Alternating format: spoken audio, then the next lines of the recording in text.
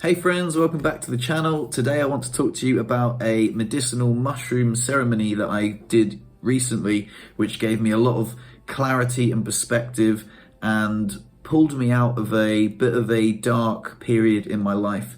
Now, the last video I released was saying thank you to everyone who got in touch with me because that was super kind, and the fact that people were like, oh, you must be suffering loads, and I was like, no, actually I'm fine, I'm pretty good, I'm quite lucky that, I'm seeing I'm grateful for everything, I'm seeing the light and everything, and that was true, but I realized that during this stage of grieving, there are different stages, and one of them is denial. And I think that maybe I was in a bit of denial because as time has passed, there are different stages like anger, depression, and I haven't really got to that place of acceptance yet, but I'm working through it. One of the things I wanted to talk about was anger, because one of my friends said, you seem quite angry, and I was like, am I angry though? Because I don't feel angry, because I wasn't angry towards Lou, I wasn't angry towards the situation, but I was angry a little bit towards my mum. There are a few comments that she'd made that I took quite personally, and sometimes in the way that mothers can do, they kind of rub you the wrong way just by loving you so much. That comment from a friend of mine, I was like, yeah, you know what, maybe I am a bit angry. And then I started to research the stages of grief, and I thought, maybe it's time to do a little psilocybin mushroom ceremony, because in the past they've served me really well. Like, they've pulled me back from the brink of suicide after my injury. And Benji's also been suffering recently as well. He opened up on the podcast about his mental health issues recently, and we both decided, maybe it's time, maybe it's time for a little mushroom ceremony. So we did, and we've explained it all on the latest podcast called The Magic of Mushrooms. If you want to hear a more in-depth story of both of our experiences, Benji come out of it with a great story and a lot of clarity on his personal situation, but I'm just here to tell you about mine, and I want to try and keep it succinct. So the anger I was feeling towards my mum was definitely a little bit unwarranted. Like, she just loves me and worries about me and cares about me, and some people would oh god, man, I wish my mum was like that. But for whatever reason, they wanted to come visit. My parents wanted to come visit, and I thought, I don't know if I want them to come visit. So after struggling with the relationship with my mum, one of my intentions for the ceremony was how can I tolerate and love my mum, and should they come visit? They've expressed an interest in coming to visit next month, and I just thought, well, if you can annoy me so much on a 20-minute FaceTime, how am I going to put up with you in the spare room for 4 days?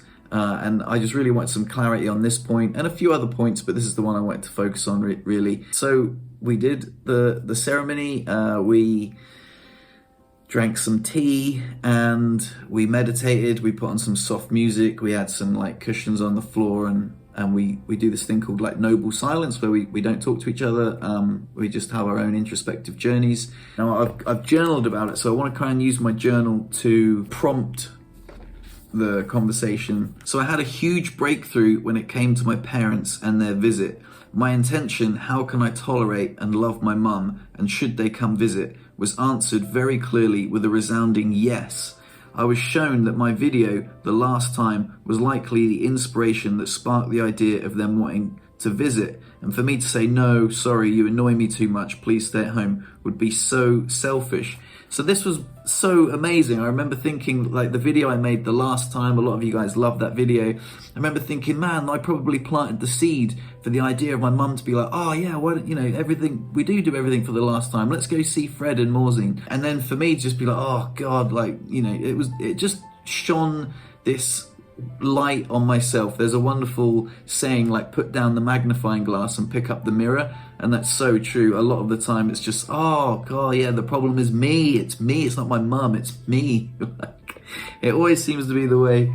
So I said, I needed to openly communicate with my mum that some criticism and comments can be hurtful, although well-intentioned, that I'm extra sensitive at the moment, grieving the loss of Lou and Luna, and one of the stages of grief is anger, and that I was angry at her, but it's no one's fault. We just need to learn to communicate better, both be more considerate towards each other, and I realised that I will most likely have to do most of this work, be extra patient and loving, realising that mum's words come from a place of love, and I need to receive them from a place of love.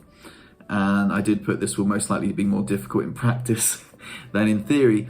However, I called my mum a couple of days later and I just said, look, I'm sorry I've been ignoring your phone calls, but you know, if you just give me 2 minutes just uninterrupted. And I just said, look, I'm in a delicate place. I just explained that to her and she took it so well.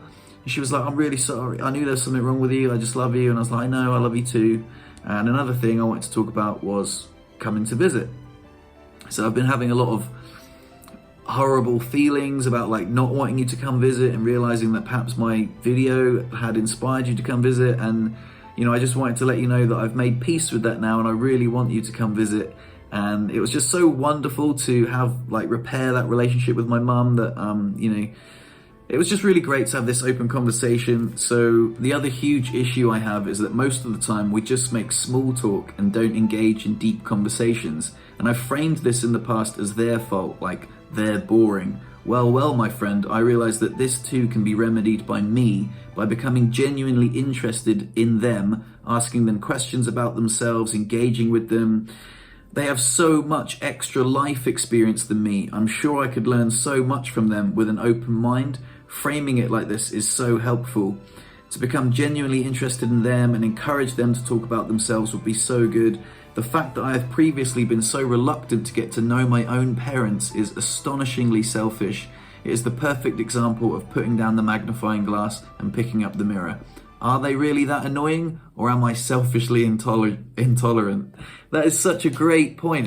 This is what I love about psychedelic experiences. That the fact that language sometimes I feel is such a primitive tool to explain something that was so profound. Sometimes I try and describe it as like a master's degree in the obvious, like from an outsider's perspective. You're like, well, yeah, maybe you're just being a bit intolerant, mate. Maybe maybe your mum just loves you. Maybe you're actually really lucky to have a mum that loves you so much.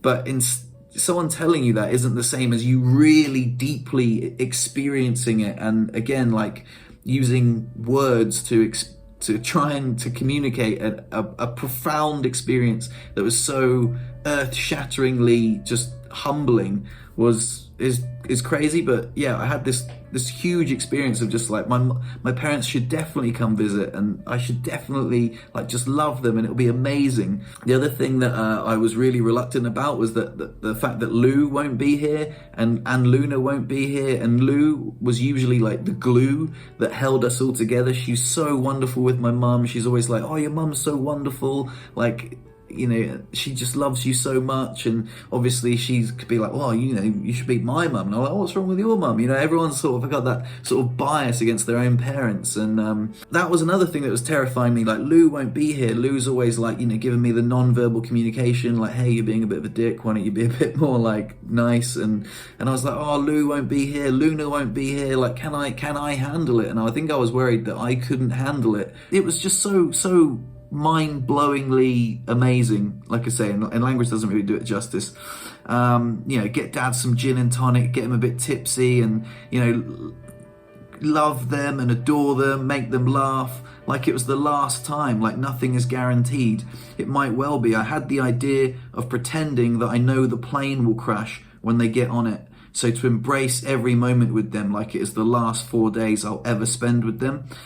And this might sound a little bit like dark and morbid, but like just like the idea was like, how if you framed it like you couldn't tell them the plane was going to crash, but you knew it was, and like how would that change your perspective of being there with them? And I'd be like, well, that would change it immensely. Of course, I'd be like, fucking hell, like they would no longer be annoying. I would just want to just kiss them and hug them and be like, oh, I love you guys so much.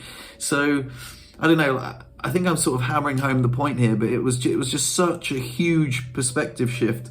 You know, get to know them, focus on what I can do for them, plan a magical holiday for them, the holiday of their dreams, like it was their last.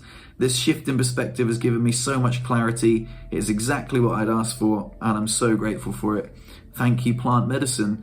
So basically, that was just one of like the many things that I got clarity on. So I just wanted to share with you that this is my personal experience. It's just a personal anecdote. I'm certainly not advocating that you go and do anything like that. But, you know, like I mentioned before in some videos, it's been so helpful for me. And yeah, I've been inspired to do artwork. I've been painting. I've been doing more skateboard art. All these skateboard art are things that I've done before. Satisfying. I like this. I realised that, can you please hang out with me because I'm sad and I need you, is like a rather unattractive offer. Instead, like to do things for people, like make artwork for them, you know, dinner, lunch, like all sorts. But yeah, like I say, if you want to hear more details of it, highly recommend you listen to the podcast. But even that really doesn't do it justice. It's such a phenomenal shift in perspective. And yeah, I just want to say that, you know, following up from the last video, yeah, I have actually been struggling. There's been days where I've had very, very down days, very sad, missing Luna so much.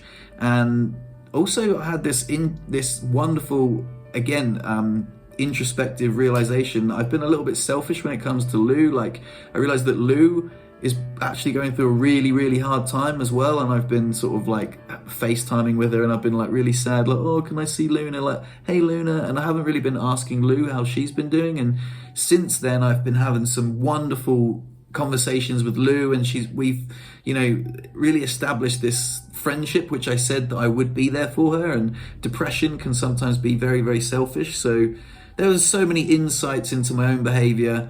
It's so weird, isn't it, where sometimes you think, oh, the world is out to get me, and then all of a sudden you have this like, oh, actually, it's like a mirror, and I can shine a light on the world and be the change. I don't know.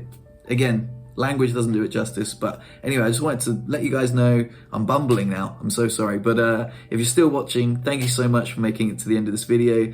And yeah, I'm doing good. I'm doing much better. I'm really, really, really good. Thank you everyone for getting in touch with me, and thank you plant medicine for your wonderful healing powers, and thank you for Benji for being there for me. Thanks to Lou, thanks to my mum, thanks to everyone in my YouTube audience. You're bloody awesome. I love you all. Love yourselves and each other. See you in the next video. Bye.